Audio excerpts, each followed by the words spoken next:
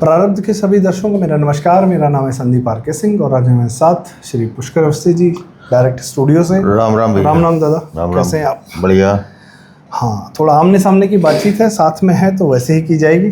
हाँ, और दर्शकों, आमने सामने जब हम शब्द यूज़ कर रहे हैं तो आज के समय में जो सरकारी व्यवस्थाएं या जो संविधान को की रक्षा करने वाली या जो समाज को, भारत को चलाने वाली व्यवस्थाएं हैं, आज वो दो बड़ी व्यवस्थाएं दिख रही हैं कि वो आमने सामने, भारतीय संसद और न्यायपालिका।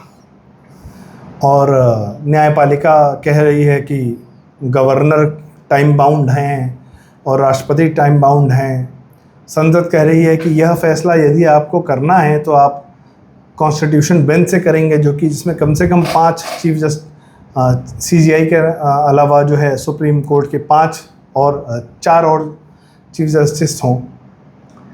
और यह चल रहा है, यह सबको पता है, आज के समय में चल रहा है। वक्फ पर सरकार का क्या, सरकार के सारे कानून जो हैं सुप्रीम कोर्ट बैठ के उसकी जो है उसमें एक बाल की खाल निकाल रही है। और जब कांग्रेस कानून बनाती थी मुसलमानों के फेवर में तो ये सुप्रीम कोर्ट को सांप सूंघ जाता था, कुछ नहीं बोलते थे लोग। हाँ, और जब हिंदू लेकर जाता था कि भाई साहब यह हमारे हिंदू श्री विष्णु शंकर जैन जी, जब वो कोर्ट में लेकर जाते थे अपील कि साहब वक्फ कानून जो कांग्रेसियों ने बनाया है यह गलत है, या उनके पिताजी हरिशंकर जैन जी, तो उस पर सुप्रीम कोर्ट जब बैठा रहता था 13-13 साल 7-7 साल अत्याचार कर रहा था, समय पास कर रहा था, टाइम पास कर रहा था, मूंगफली खा रहा था। अब मुसलमान जब केस लेके जाता है तो बोलते हैं कि हाँ तुरंत लाओ, तुरंत सुनेंगे, अभी लो। और वो तो कानून सरकार को इतना पक्का बनाना पड़ता है, इतनी उसकी जो है निटिग्रिटीज फाइन ट्यून करनी पड़ती हैं, नट बोल्ट स्क्रू टाइट करने पड़ते हैं कि सुप्रीम कोर्ट भी आंख से मक्खी ना निगल पाए, आंखों देखी मक्खी। यह चल रहा है आज के समय में। और उस पर जो है फिर आता है धनखड़ जी, जो हमारे उपराष्ट्रपति जी हैं, जो स्वयं सुप्रीम कोर्ट के senior lawyer of first generation है, अपनी मेहनत से बने हुए फर्स्ट जनरेशन सुप्रीम कोर्ट के सीनियर लॉयर हैं, बड़े चंद लोगों में से हैं, बाकी तो सब भाई भतीजा बात चल रहा है सुप्रीम कोर्ट में, हाई कोर्ट में, ये सब जानते हैं कॉलेजियम के माध्यम से। पुष्कर दा, धनखड़ जी ने बयान दिए, बहुत अद्भुत स्पीच दी है। हम आपसे जानना चाहेंगे कि उन्होंने क्या कहा और क्या उन्होंने ही ये बात कही है या उनको ये ताकत कहाँ से आती है? पुष्कर, सुप्रीम कोर्ट ने जो कुछ किया सो किया। उस वक्फ बोर्ड बिल पे जो लोग गए उसको रोकने के लिए, या उसको निरस्त कराने के लिए, उस पर सर्वोच्च न्यायालय ने उनको सुना, जो कि उनको नहीं सुनना चाहिए था, लेकिन फिर भी सुना। जैसे उनके पास प्रैक्टिस रही है, उनका मूल तत्व रहा है कि कोई यदि जो है हिंदू विरुद्ध, हिंदू के अलावा कोई भी पहुंच जाएगा तो उसको प्रायोरिटी बेसिस पे सुनवाई होगी और हिंदू को रेलीगेट कर दिया जाएगा एज सेकंड क्लास सिटीजन। उसी के क्योंकि बात गवर्नर पे टिप्पणी की थी, 3 महीने का जो है एक समय सीमा बांध दी थी, और गवर्नर का मतलब ये होता है कि ये बात राष्ट्रपति तक के चली गई।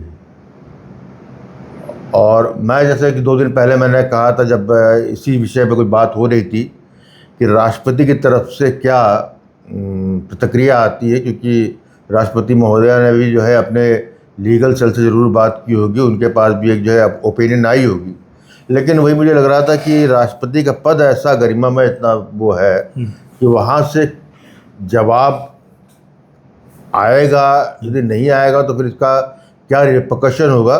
तो यही बात हम लोग कर ही रहे थे कि तब तक जो है जगदीश धनखड़ जी के जो हमारे उपराष्ट्रपति हैं, उनका बयान आ गया। और उनका बयान जो है बड़ा तल्ख था, बहुत पॉइंट ब्लैंक था, और उन्होंने एक तरीके से एक जो है स्पष्ट रूप से सर्वोच्च न्यायालय के बैठे हुए न्यायाधीशों को एक उन्होंने कहना चाहिए डोंट्स एंड डूज पे बात की, और कि वो क्या कर सकते हैं क्या नहीं कर सकते हैं, और स्पष्ट किया कि संविधान के अंतर्गत संसद या राष्ट्रपति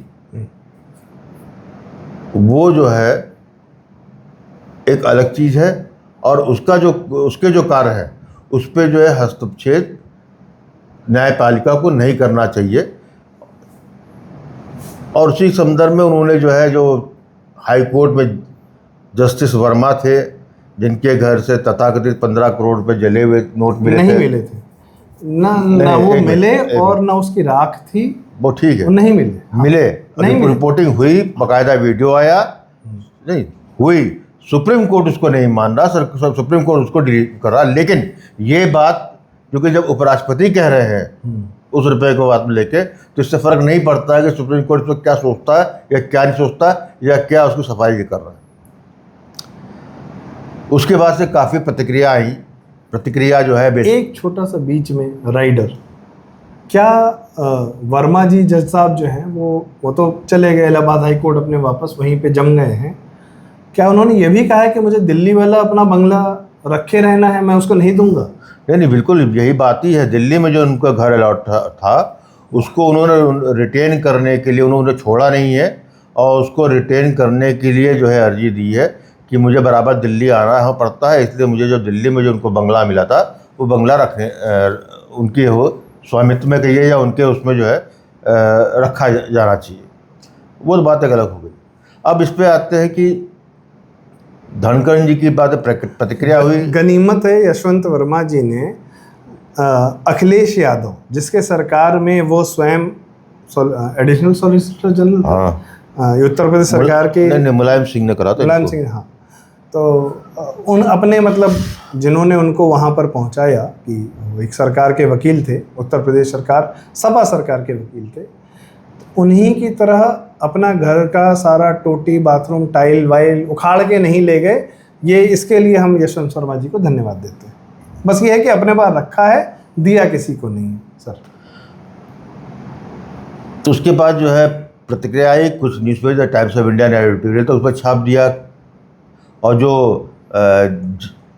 वो तथाकथित वो नाम जिनको हम जो है स्पष्ट रूप से जानते हैं कि एंटी इंडिया, एंटी मोदी एजेंडे पे काम करते हैं, जो कि बाहरी विदेशी शक्तियों के इशारे पे काम करते रहे, बराबर जो है पिछले 11 साल से जो है विरोध करने के लिए विरोध पे सामने आते रहे, जहाँ पर उनके इकोसिस्टम पे चोट पहुँचती है उसको बचाने के सामने आते, तो वो स्थिति है। मेरा इसमें मानना बड़ा स्पष्ट है, जैसा लोगों ने बात भी की, जगदीश धनखड़ जी ने जो कहा है वो जिसको कहा है उनको समझ में आया है कि क्या कहा गया है और ये कहाँ से आवाज़ आई है, ये किसने कहा है। कि जब भले ही वो जो डायलॉग थे, जो भाषण था, उस भाषण का ये जो अंश है वो जगदीश धनखड़ जी ने बोला हो, लेकिन इसकी स्क्रिप्टिंग या जो मंतव्य था वो किसी और की थी। किसकी थी? बता रहा हूँ। ये पहली घटना इस तरह जो मैं बताऊंगा, ये पहली घटना नहीं, इतिहास में इस तरह की घटनाएं होती है कि जब सरकार या सरकार में बैठा हुआ सरकार प्रमुख एक ऐसी शक्ति से आमना सामना उसका होता है जहाँ पर वो जो है अपने पद की गरिमा को रखते हुए सामने नहीं आना चाहता, तो उसमें वो वाया मीडिया ढूंढता है ताकि अपनी बात भी कन्वे हो जाए, और वो कन्वे केवल उसको ही ना हो, पूरे राष्ट्र में जो प्रजातांत्रिक व्यवस्थाएं हैं वहाँ तक ये भी बात पहुँच जाए।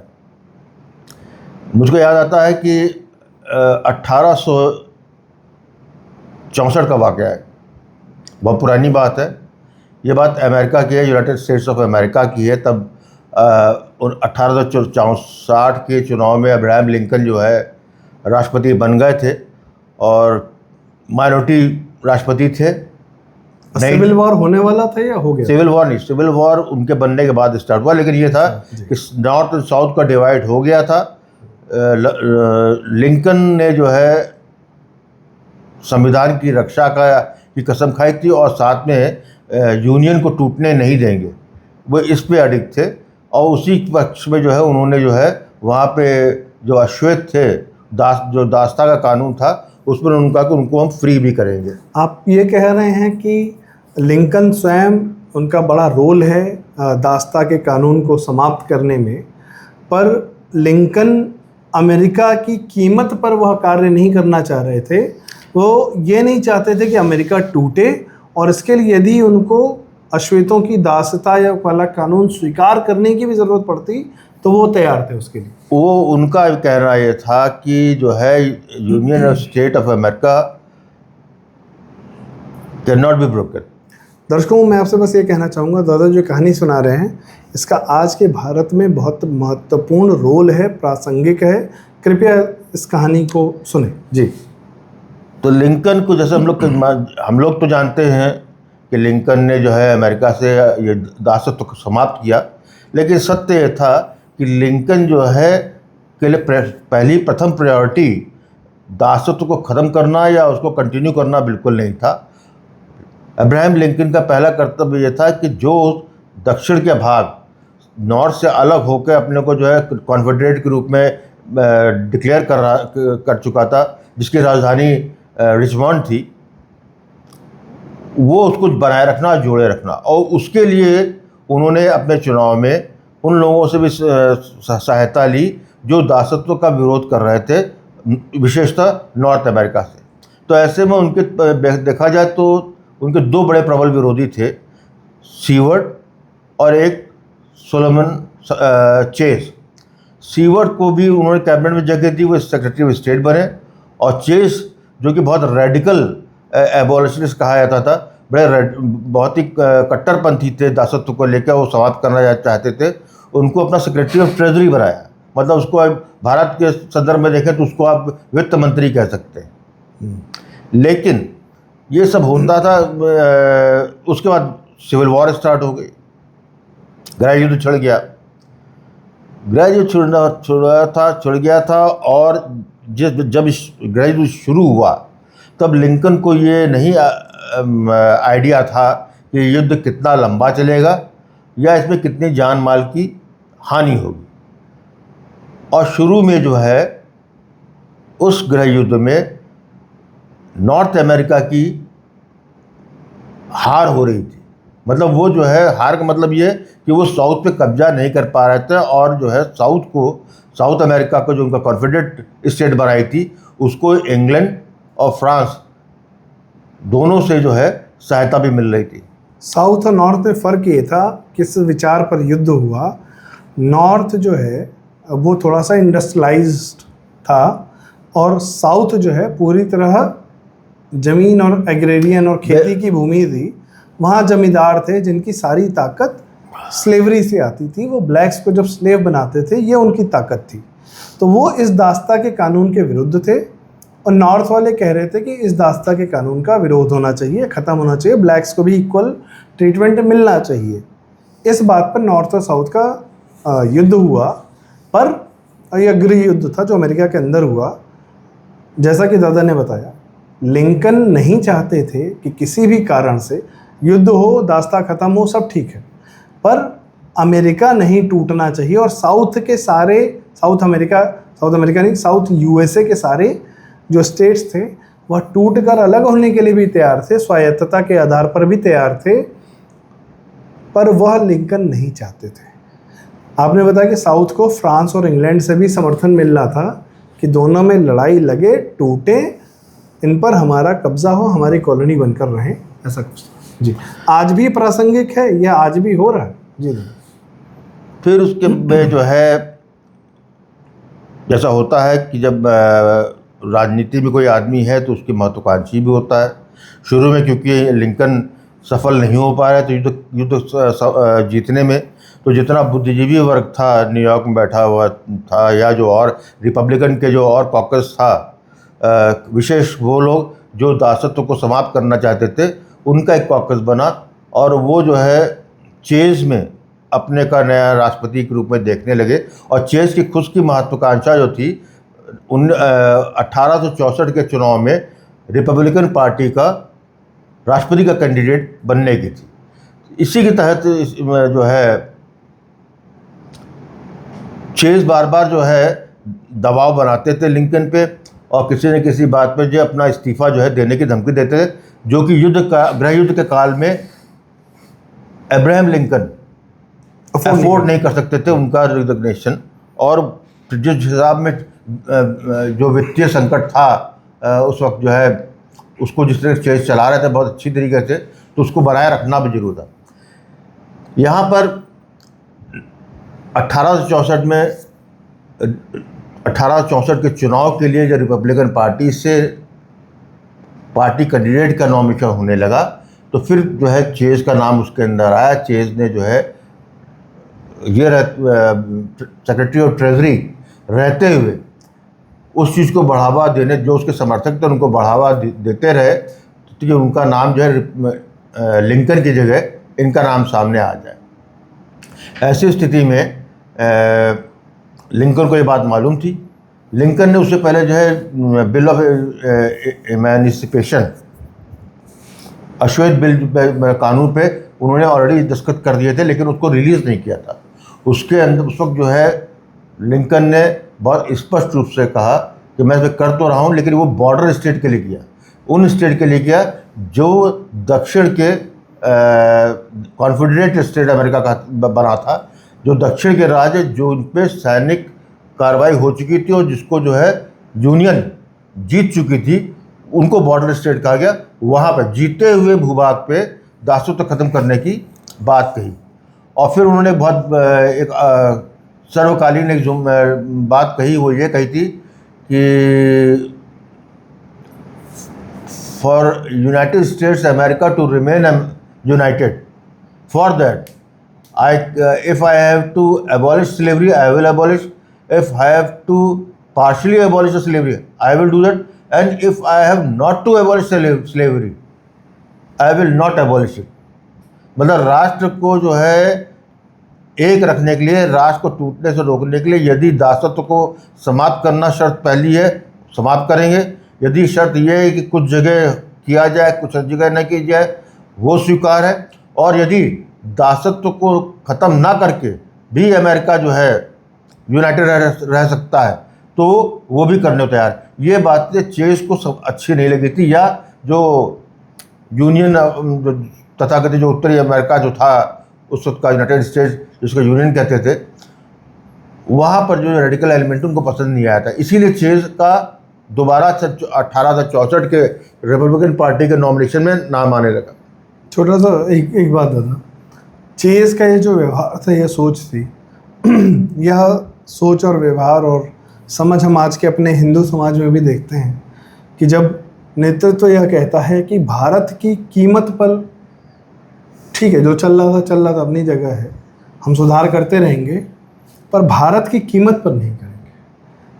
तमिलनाडु टूटने को तैयार है, पंजाब ने अलग नौटंकी मचा रखी है, ममता तो अपने आप को नए देश का राजा समझती हैं, केजरीवाल न डूबे होते तो वो खालिस्तानी देश के राजा बनने के लिए तैयार बैठे थे।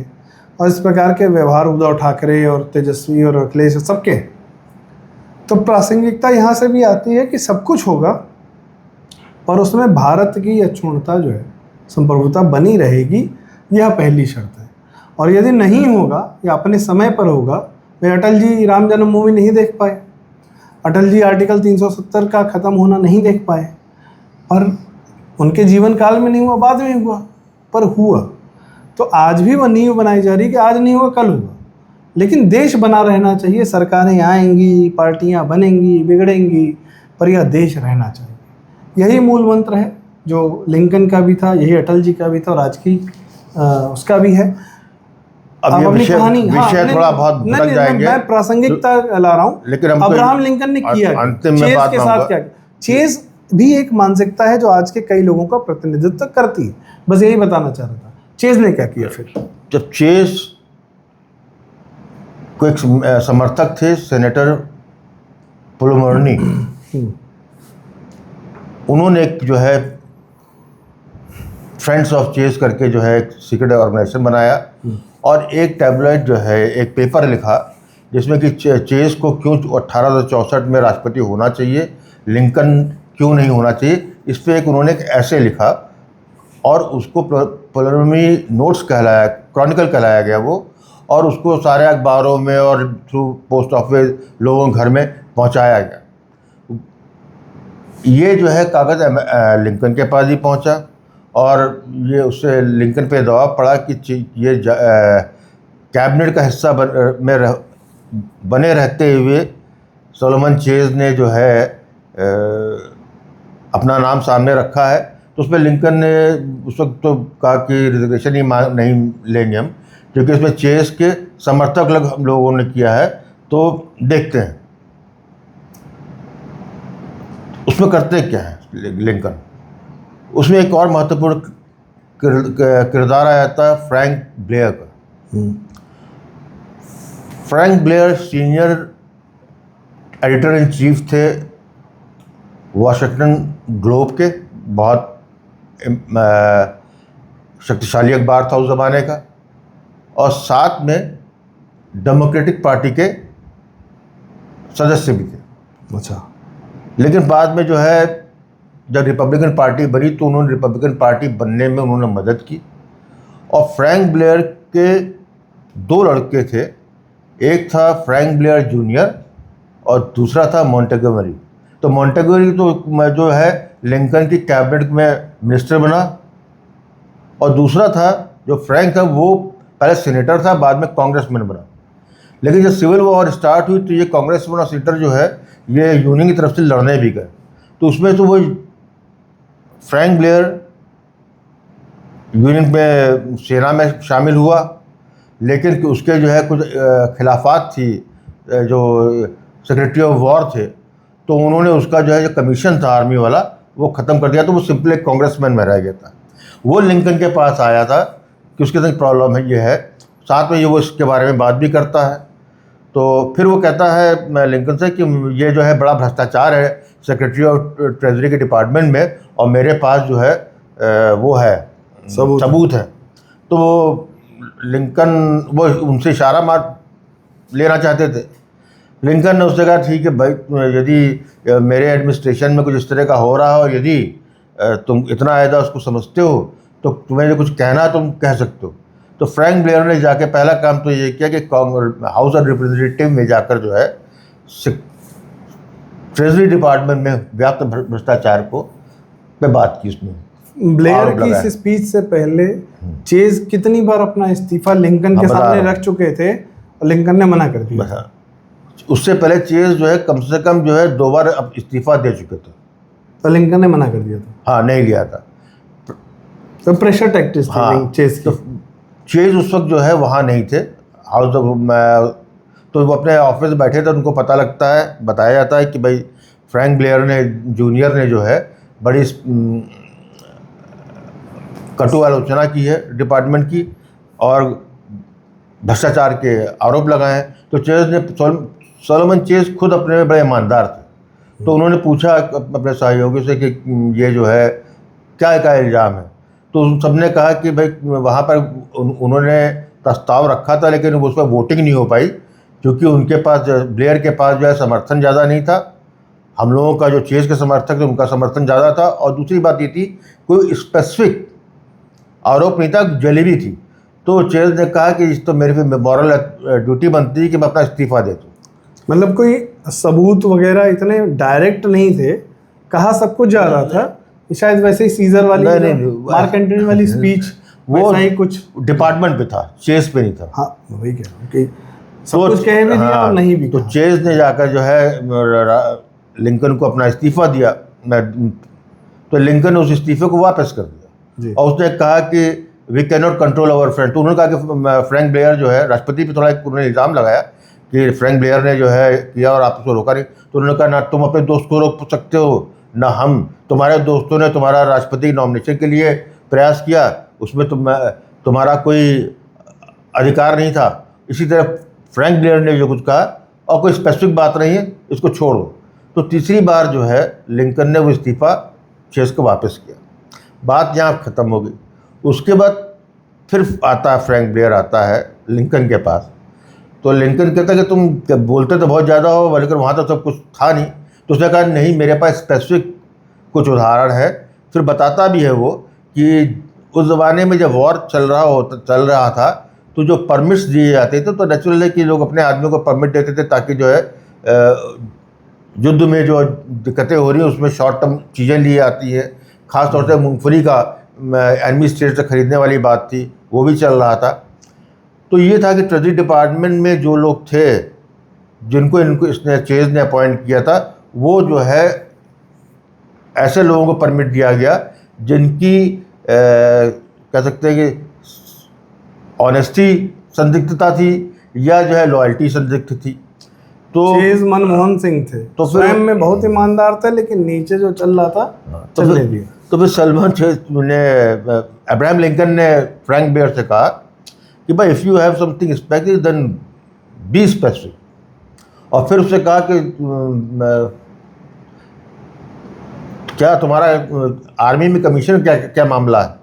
तो फ्रैंक बेयर ने कहा कि जो आपके जो मंत्री हैं, युद्ध के मंत्री, उन्होंने मेरा जो है कर दिया है कैंसिल फील्ड कमीशन, और मेरी इच्छा तो युद्ध करने की है। तो अब्राहम लिंकन ने उन फ्रैंक से कहा कि मैं एक दस्तखत से तुमको मेजर जनरल बना सकता हूँ, लोगे? तो उसने कहा हाँ। बोले कब मिलेगा? उसने कहा जब तुम भाषण दो, दूसरा भाषण दे दोगे उसके बाद दूंगा। फ्रैंक बेयर फिर जाता है और इस बार वो जो है कलाई खोलता है। चेज को डायरेक्ट नाम ये नहीं कहा उसने कि चेज ने पैसे लिए, लेकिन चेज ने जिन जिन को अपॉइंट किया उस पर लेकर आया। फिर चेज जो है एक लंबा चौड़ा लेटर लिखते हैं और लिखने वाले होते तो वहाँ पर तो उनके जितने समर्थक थे, कुक था, बैंकर था और जो सेनेटर थे वो भी आते हैं। तो वो बोलता मैं रिज़ाइन करने जा रहा हूँ चेज। तो वो कहते हैं नहीं आप अभी क्यों रिज़ाइन करेंगे? ये जो कांग्रेसमैन ने जो है वहाँ बोला है, पहले आप ये देख लीजिए कि राष्ट्रपति क्या कहते हैं। तब वो बहुत फेमसली कहता है you don't understand, I have got the message from Lincoln. मुझे जो संदेश लिंकन का मिल गया है। तो बोले कब? क्या आपने जो रिजिग्नेशन का लेटर दिया था क्या उसका जवाब आया है? उसने कहा जो फ्रैंक ब्लेयर बोल रहा है वो फ्रैंक ब्लेयर नहीं बोल रहा है, वो लिंकन बोल ये लिंकन बोल रहा है और ये मेरे लिए मैसेज है। और इसके बाद फिर जाते हैं, उसके बाद जो अल्टीमेटली जो है वही अपना फिर से चेज जो का जो है तुर्क का एक कप ये नहीं फेंकते हैं। नहीं इस बार भेजते हैं, खुद नहीं देते हैं। जाता है लेटर रिजिग्नेशन का, तो वहाँ पे फिर आता है कि भाई लिंकन कहते हैं कैबिनेट मीटिंग बुलाई जाती है। तो कह रहे बड़ा इंपॉर्टेंट डिस्कस करना, क्या डिस्कस क्या बताना है कि I have accepted resignation of Chase because he has given resignation so many times even I have forgotten, now it's high time I should relieve his pain. ये चेज उम्मीद नहीं कर रहे थे और चेज को पता नहीं था। उसमें एक तरीका ये होता है कि वहाँ अमेरिका में कि आपने रिज़ाइन कर दिया तो आपको नया अपॉइंट करना होता है। उसके लिए क्या हाउस ऑफ सीनेट में जाके जो है इन्फॉर्म किया जाता है। तो जो कुछ गवर्नर टॉट थे उनको इसने बनाया लिंकन ने, उसी के साथ साथ सेक्रेटरी ऑफ ट्रेजरी, और सीनेट को इन्फॉर्म किया। सीनेट में पता लगा कि नया वित्त मंत्री आ रहा है। तब वहाँ पर जो बैठे लोग थे वो चेज के ऑफिस जाते हैं, वो ऑलरेडी अपने कार्यालय में बैठे होते हैं और कहते हैं कि आपको क्या आपने इस्तीफ़ा दे दिया है चेज से? तो बोले कि इस्तीफ़ा क्या, मैंने अपना विरोध प्रकट करते हुए कहा था लेकिन अभी तक मेरे पास सूचना नहीं। बोले अब आपका सूचना आई भी नहीं क्योंकि नया वित्त मंत्री का नाम सीनेट में जा चुका है।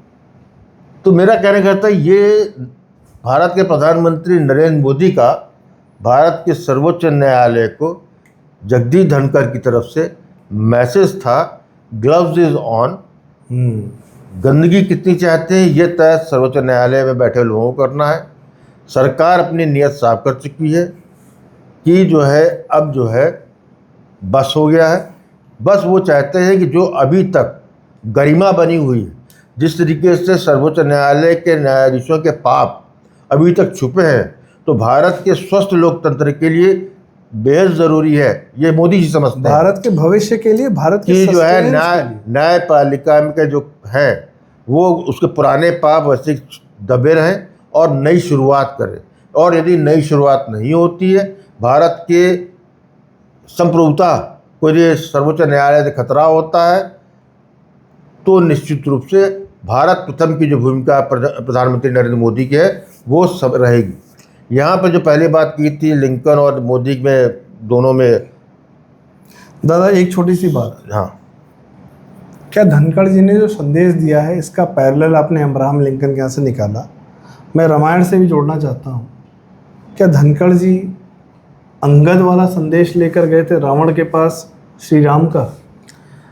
नहीं, वहाँ पर बड़ा नुकसान हो जाएगा, बड़ा ये आखिरी शांति प्रस्ताव है। ये तो कृष्ण से भी जोड़ लो, वो तो अलग बात है। हाँ। आप उसमें क्यों जाते हो? जो 100-150 साल पहले का जो हार्ड कोर राजनीति की बात करो, आप उस पर मत जाओ। उसमें तो बड़े, आप दूसरे युग की बात करो जहाँ पर मर्यादाएं दूसरी थी, वहाँ पर उस काल के डूज एंड डोंट्स दूसरे थे। थोड़ा बहुत पैरेलल है कि ना, हम नहीं समझते, मैं नहीं समझता। अंगद जब गए थे, अंगद जो है एक दूत बन के गए थे, दूसरे शासक के घर गए थे। हाँ, आजकल वो शासक के घर नहीं जाता आदमी, आकर दूर से ही अपना मैसेज देता है। लेकिन मैं तो समझता हूँ कि हमेशा ही होता रहा है। जब भी युद्ध, जब राजा रजवाड़ा होता था तो हमेशा जो है कोई न कोई दूत जाकर जो है संदेश पहले देता था, वार्न करता था। ये युद्ध से पहले के शांति प्रस्ताव चल रहे हैं, ये क्या ऐसा है? ये शांति प्रस्ताव नहीं है, यही तो मैं कह रहा हूँ। अंगद का भी शांति प्रस्ताव था, उधर भी था, कृष्ण का भी शांति प्रस्ताव था। ये कोई शांति प्रस्ताव थोड़ी होता है, ये शांति प्रस्ताव तो नहीं। ये तो जो है युद्ध घोषित हो या ना हो, इसका प्रस्ताव है। और युद्ध का जो क्या नियम कानून होंगे, इस पे हो रहा। ये मैं बिल्कुल पैरेलल इससे नहीं देखता हूँ। उनकी मर्यादाएं दूसरी थी, ये हार्डकोर राजनीति है जहाँ पर संविधान के 2 सशक्त स्तंभ अपनी अपनी जगह पे आकर खड़े हो गए। जहाँ पर जो है भारत में भी एक वर्ग है जो जगदीश धनखड़ ने जो कहा है उसके विरुद्ध है, क्योंकि उनको सूट करता है। वहाँ पर वो अपना जो आर्टिकल 142 सब लोग रट रहे हैं कल से कि सर्वोच्च न्यायालय को 142 के तहत जो है इंटरप्रेट करने की छूट है, लेकिन दैट इंटरप्रिटेशन सब्जेक्टिव है उसके अंदर। जहाँ पर जिस देश में राष्ट्रपति और राज्यपाल को अपने काल में रहते रहते उन पे कोई क्रिमिनल मुकदमा भी नहीं हो सकता। यदि उन्होंने कोई हत्या भी कर दी है कि उनके हो जाता है या हत्या का आरोप भी लगता है, तो as long as they are sitting on the chair, president and the governor, आप उन पे जो है FIR भी नहीं कर सकते। उनके जाने की बात हो सकता है। तो जिस स्थिति में जब आपने उनको ये दे रखा हो, कवर दे रखा हो, वहाँ पे 3 महीने की बाध्यता जो है सर्वोच्च के दो जज की बेंच करने लगती है। इसके मतलब है कि स्वयं सर्वोच्च न्यायालय अपने नए नए नियम बना रहा है, जो ना तो जो है में परिपाटी के अनुसार है, न संविधान सम्मत है। तो मेरा जो कहने का अर्थ है कि जो उस वक्त फ्रैंक ब्लेयर ने जो है एक संदेश दिया था, उसको वहाँ पर कर दिया कि वहाँ पे उसको सरेंडर करने को चेस कहा था, चेस सरेंडर हुए, इस्तीफा दिया उन्होंने, वो चाहते थे और ह्यूमिलेट किया उन्होंने। यहाँ पर भी वही है कि आपको तय कर, क्योंकि उसके बाद कि जगदीश धनखड़ पे बात नहीं रुकती है, उसके आपके रिज्यू कानून मंत्री उन्होंने क्या तो पहले थे कानून मंत्री, अभी वो रेयर अर्थ और लेकिन इस वक्फ का मैटर आया नहीं, वक्फ का मैटर है ना, तो वो अल्पसंख्यक मंत्री इसलिए वो कह रहे हैं। लेकिन उन्होंने स्पष्ट जो है बात कही कि ये तय करना होगा कि यदि आप इनक्रोच कर रहे हैं वो अच्छा नहीं है, यदि हम इनक्रोच करेंगे तो वो भी अच्छा नहीं होगा, क्योंकि वो रह चुके हैं। अभी तो मेघवाल जी हैं। मैं एक आखिरी सवाल आपसे पूछता हूँ दादा, अमेरिका की कहानी जो आपने बताई और आज जो भारत की कहानी है, ये पूरी कहानियों का जो सम्मिश्रण है, मैं एक पैरेलल और देखता हूँ। अमेरिका में जो लड़ाई हुई वो इस कारण से हुई कि जनता, एक ब्लैक जनता थी, उस पर एक छोटा वर्ग अत्याचार कर रहा था।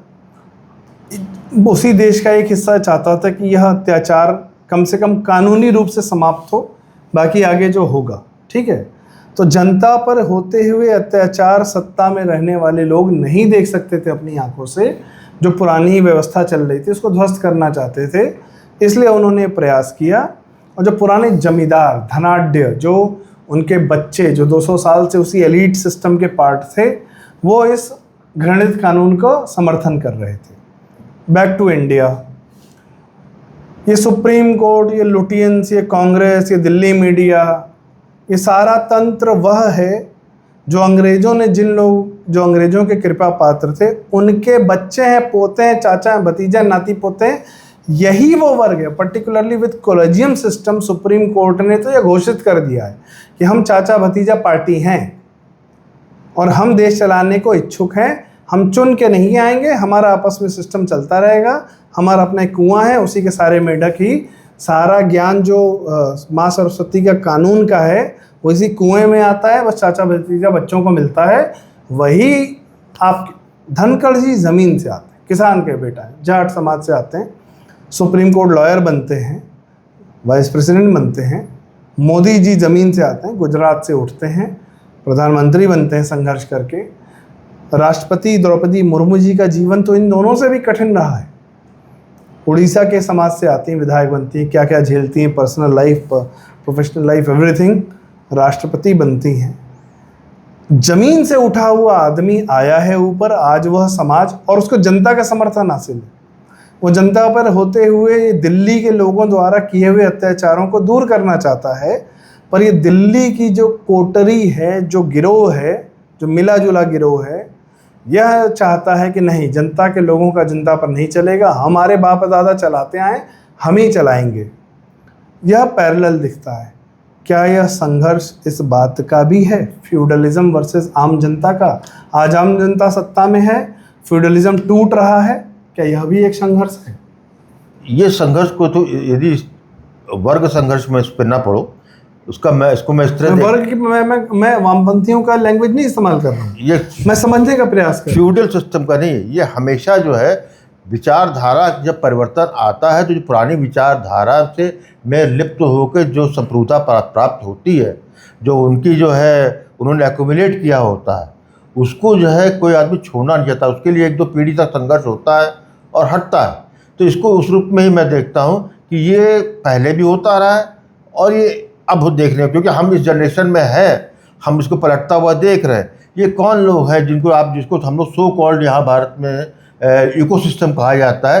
ये इकोसिस्टम है क्या? इकोसिस्टम वही इकोसिस्टम है जो कि 20वीं शताब्दी के शुरू में या 19वीं शताब्दी के अंत में जो कि अंग्रेज़ों के सहभागी बने, अंग्रेज़ों के जो है ठेकेदार बने, जिन्होंने बनाया, जो कुछ नहीं था उसको जो है हज़ारों एकड़ ज़मीन दे दी, किसी को दीवान साहब बना दिया, कोई राजा साहब बन गए, कोई फलाना राव साहब बन गए।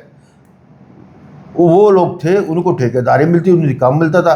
प्रथम विश्व युद्ध हुआ, उसमें सारा जो है एक नया वर्ग ठेकेदार का तैयार हुआ।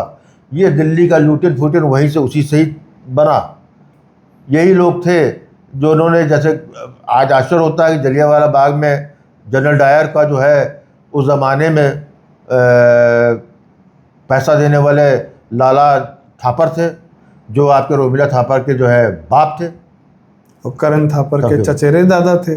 तो ये परिवार भगत सिंह के खिलाफ गवाही देने वाले सुभाष सिंह थे, उनका बेटा खुशवंत सिंह थे। और ये नहीं, इंडिया टुडे के मालिक अरुण पुरी के बाप, वॉटेवर पुरी, ज़्यादा नाम पता है नहीं, वो ब्रिटिशर का थॉमसन प्रेस चलाते थे।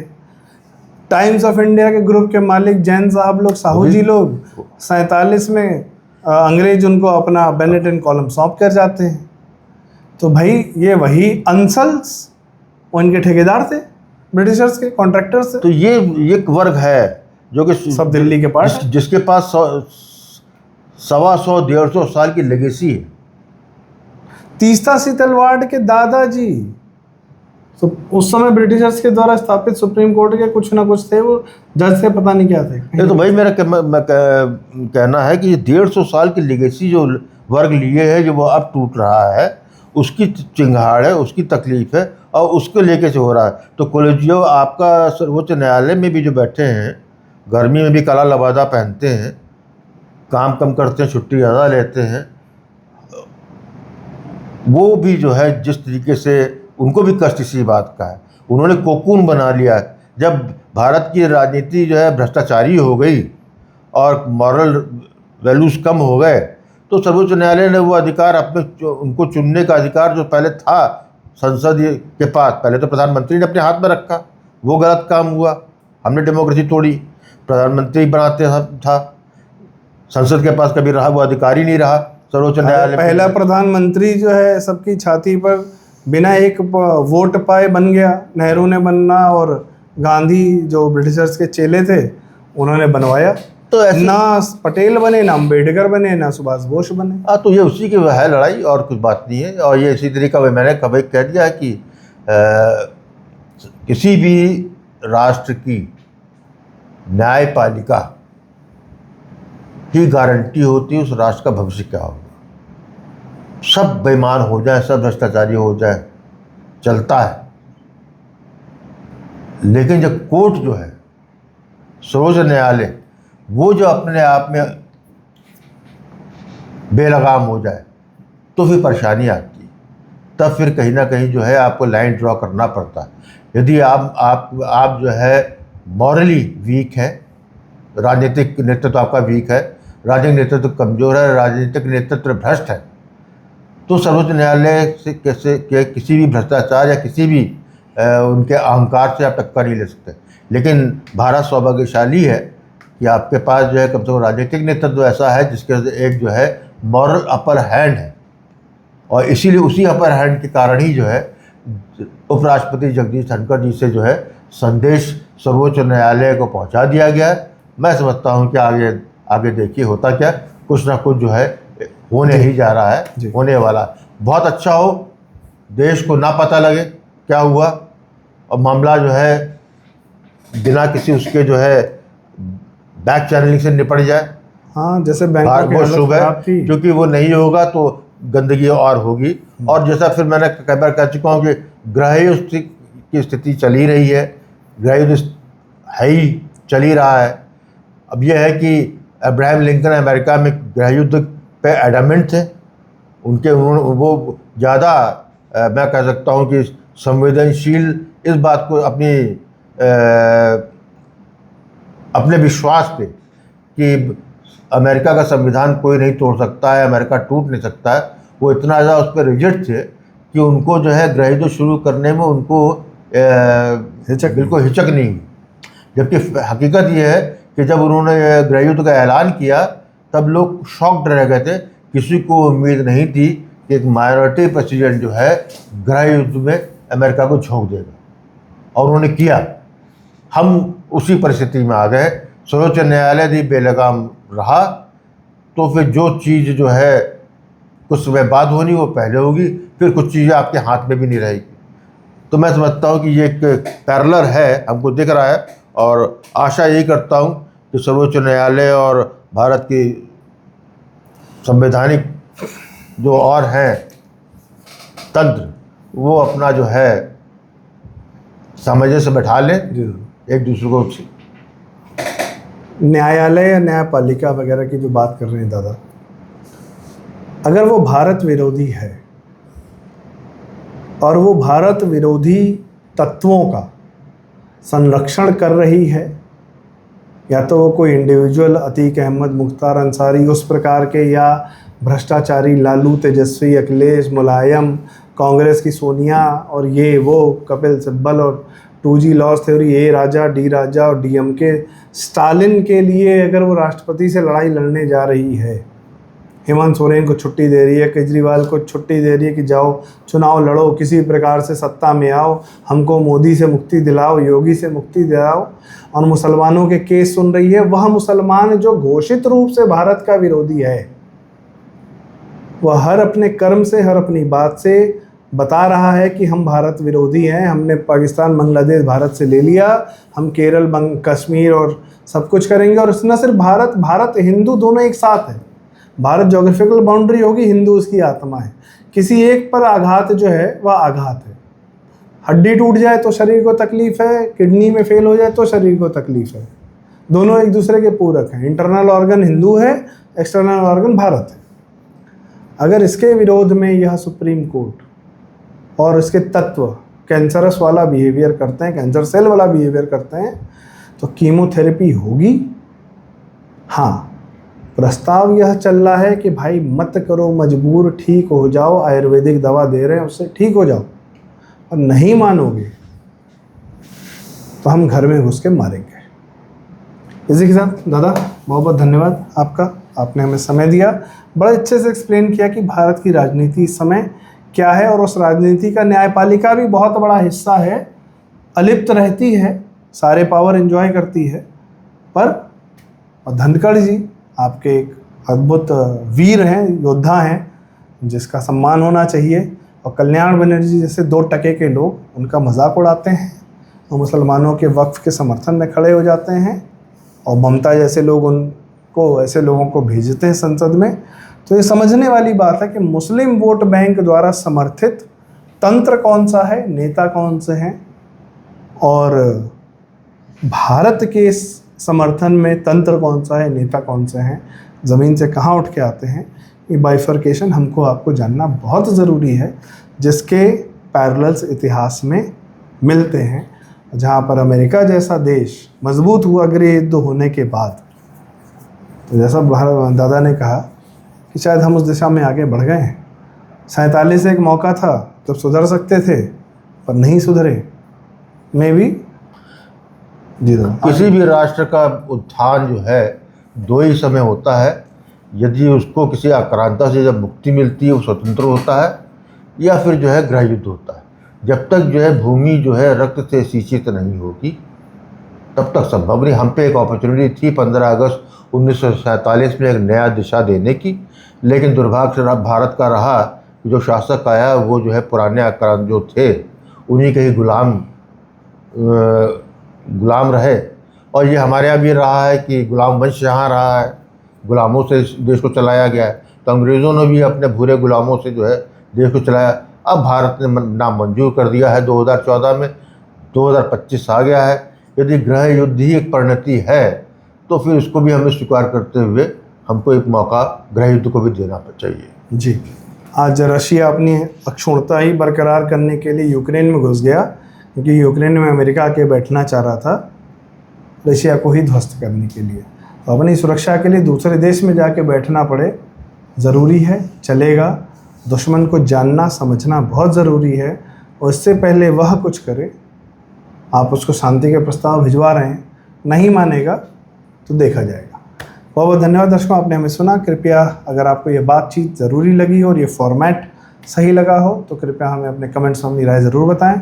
वीडियो लाइक करें, शेयर करें और साथ में चैनल ज़रूर सब्सक्राइब करें। प्रारब्ध, बहुत बहुत धन्यवाद। जय श्री राम। राम राम भैया, राम राम।